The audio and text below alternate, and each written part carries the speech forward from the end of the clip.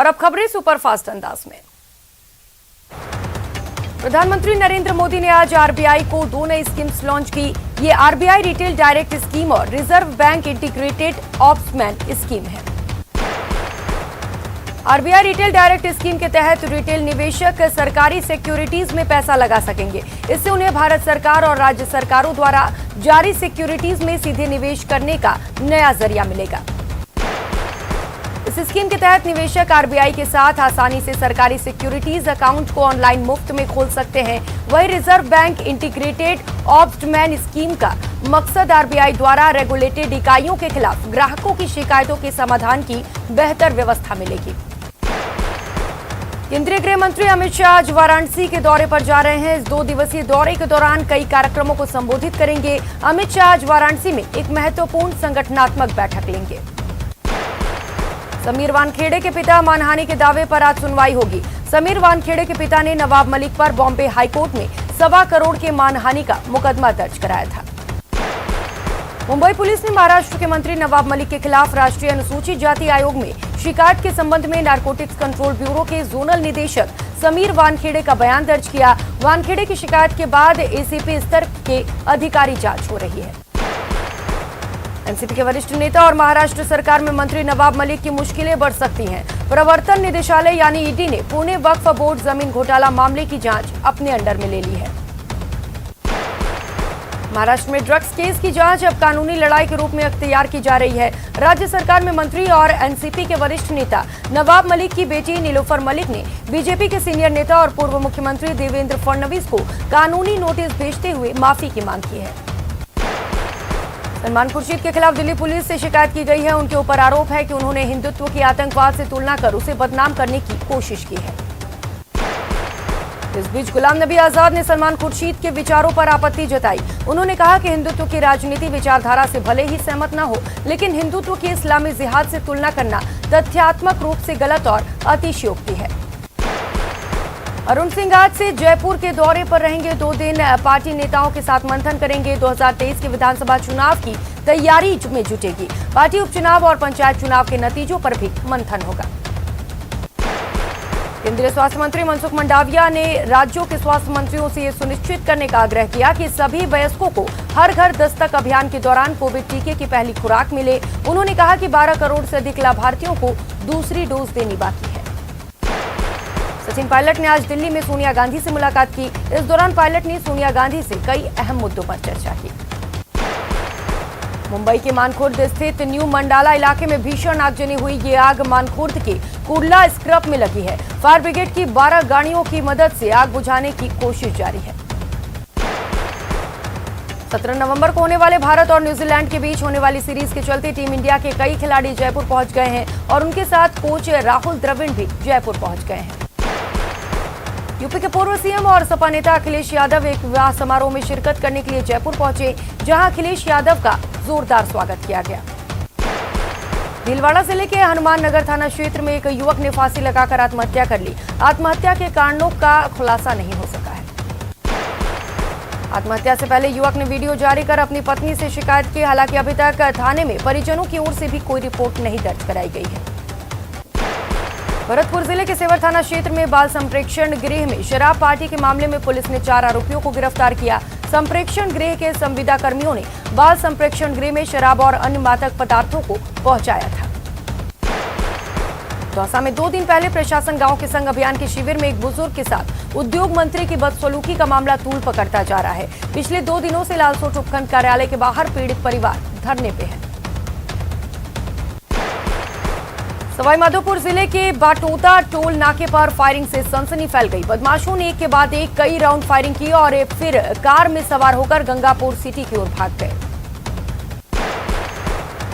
Firing के इस वारदात में किसी के घायल होने की खबर नहीं है। वारदात की तस्वीरें सीसीटीवी कैमरे में कैद हो गई हैं। पुलिस आरोपियों की तलाश में है। फर्जी दस्तावेज के आधार पर नौकरी हासिल करने की आरोपी शिक्षिका को राजसमंद की राजनगर पुलिस ने गिरफ्तार किया। ये मामला 28 अप्रैल 2021 को दर्ज हुआ था।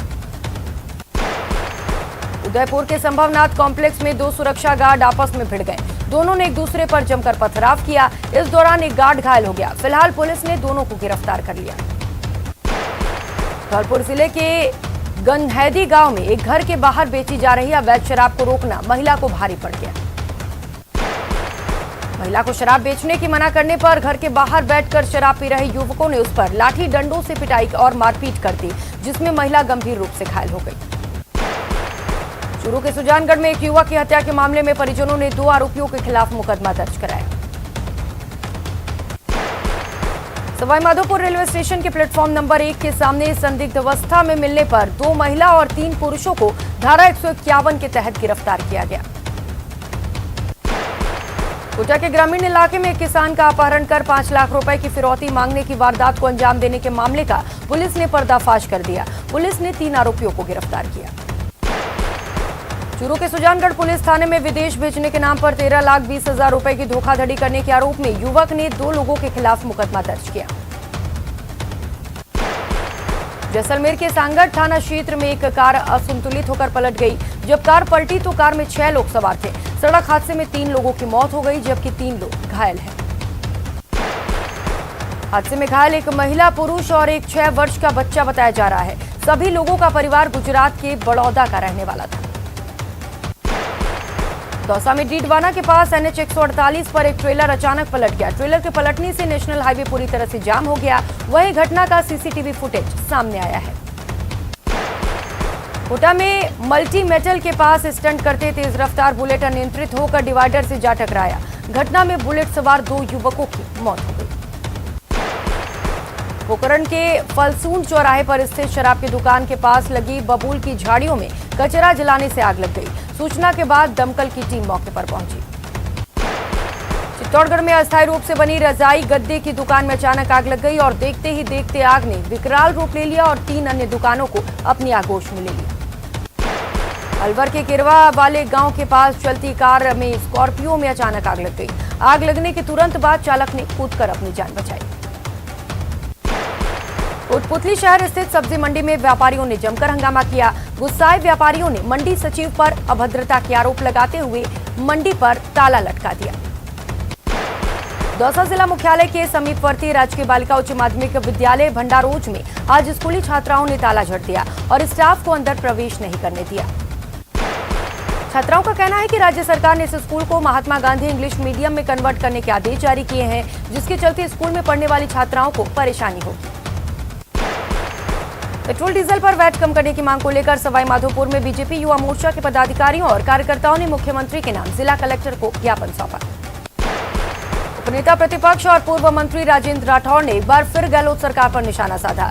राज्य में कैबिनेट विस्तार की खबरों पर राठौड़ ने कहा कि गहलोत को डर है कि जैसे ही कैबिनेट विस्तार की बात होगी, सरकार बचाना मुश्किल हो जाएगा।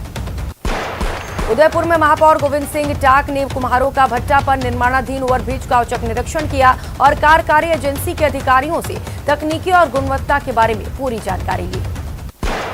कोटा में निजी बिजली कंपनी KEDL द्वारा विद्युत लाइन की मरम्मत का काम जारी है, जिसके चलते शहर के कई इलाकों में 3 से 5 घंटे तक बिजली सप्लाई बंद रहेगी।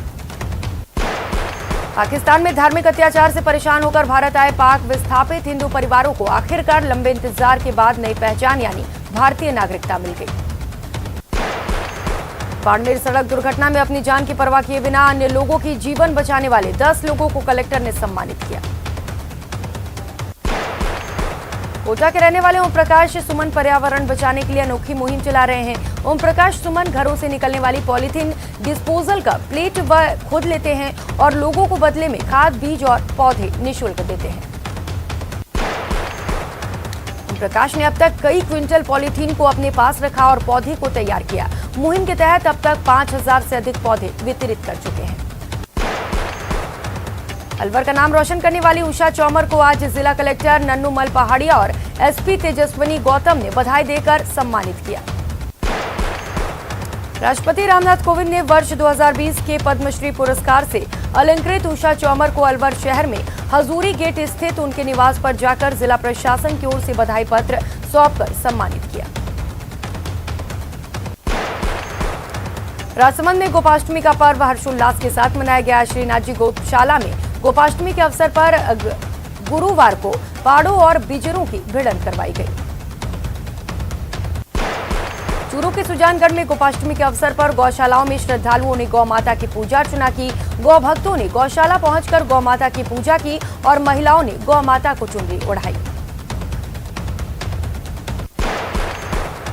ऑस्ट्रेलिया ने पाकिस्तान को 5 विकेट से हराकर टी20 वर्ल्ड के फाइनल में जगह बना ली है। टॉस हराकर पहले बल्लेबाजी करते हुए पाकिस्तान ने 20 ओवरों में 4 विकेट पर 176 रन बनाए। जवाब में ऑस्ट्रेलियाई टीम ने 6 गेंद शेष रहते ही निर्धारित लक्ष्य को हासिल कर लिया।